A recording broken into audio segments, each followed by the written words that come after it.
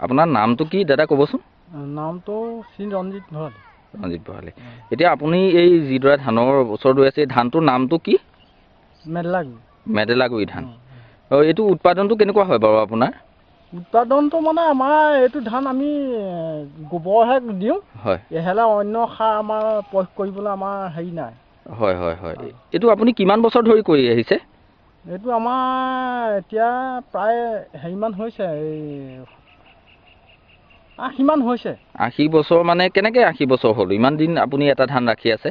এই ধানটো আমাৰ বৌয়ে লৈ আহিছিলে হেৰিয়াৰ পৰা, 49 দিনতে ধান লৈ আহা। আপোনাৰ বৌয়ে তাৰমানে যৌতুকত এই ধানটো লৈ আহিছিলে? লৈ আহিছিলে।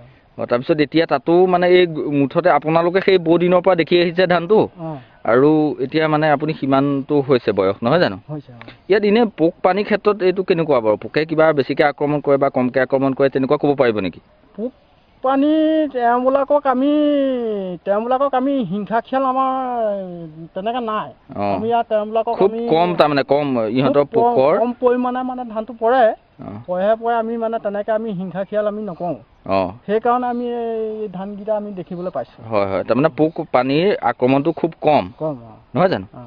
ঠিক আছে। ইমান এটা বহুত বছৰ ধৰি আপোনাৰ এইটো এটা সম্পত্তিৰ নিচিনাই, আপোনাৰ পৰিয়ালৰ এটা সম্পত্তিৰ নিচিনাই, মায়ে অনা আপোনাৰ ধানটো আপুনি কৰি আহিছে, আমি খুব ভাল পাইছোঁ।